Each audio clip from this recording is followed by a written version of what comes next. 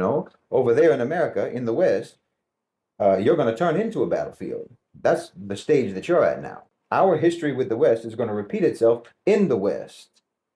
You're like an old predator who has become prey for his own offspring. Like I said, they're coming to you, your offspring is coming to you, and you think that there's still some familial affection between you. So you're glad to see them. And you think it's going to be like the old days when you used to hunt together. That's the way Trump is selling it to you. Because selling it to you that way is his whole job. But they're coming to hunt you, not to hunt with you. So you need solidarity with the global South. And as I've said before, especially about African Americans, but really it applies to all so-called minority groups in America. And in fact, it applies to every so-called race and so-called ethnicity in America who are struggling economically. You live really, in reality, you live just the same. You struggle just the same as the people of the global South. 22% of Americans are barely covering their basic needs.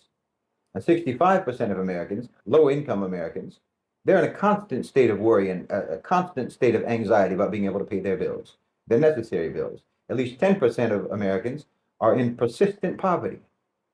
So low-income, struggling, working-class populations living in America, if they were their own country, they would apply for BRICS. They would apply to join BRICS. If your situation was your citizenship for tens of millions of Americans, you would be living in a developing country if your situation was your citizenship. And I'm telling you, only your situation actually matters. They want your citizenship to make you forget about the situation that you're in, the situation that the country of your citizenship put you in. They want you to forget that you're poor just by telling you that you live in the richest country on earth.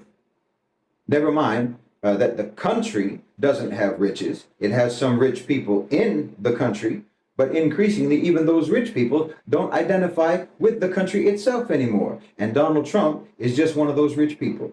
I'm telling you, millionaires and billionaires ought to be regarded as foreigners. They ought to be regarded as foreigners in America and everywhere else. But they shouldn't even be allowed to hold office, in my opinion, because they actually belong to a different nation than the rest of the people. They truly do. They belong to the nation of wealth. They're a-national. They have nothing in common with you and I. I mean, how many of those celebrities whose mansions were burned down in Hollywood, how many of those people are in shelters right now? How many of them are even homeless at all? I mean, what would you do if your house burned down, if your home burned down? Do you have a helicopter that will whisk you away to your other home? You understand what I'm saying? These are people who have no stake whatsoever in your and my well-being. They have no stake in the well-being of the economy of the country. They have no stake in that because they've got theirs. They're covered. They've got theirs. It doesn't matter to them one way or the other what happens to America. It truly doesn't.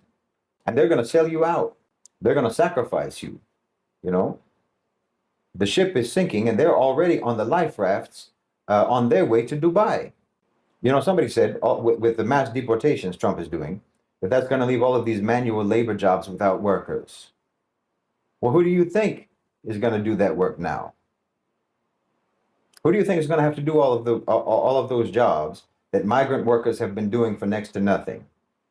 It's you. It's you. That's the new gig economy. Picking fruit, washing dishes, cleaning hotel rooms, day labor, landscaping.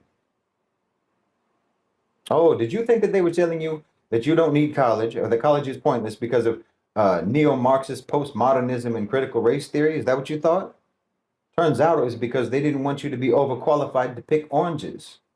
They didn't want you to think that you were too good to work at a warehouse. They didn't want you to assume that you could make a livable income on just one job instead of two or three. See, the people on the upper decks of the ship, they know that the ship is sinking long before the people in the steerage. And they have first access to those lifeboats. So the elites have known for quite some time that America is going under.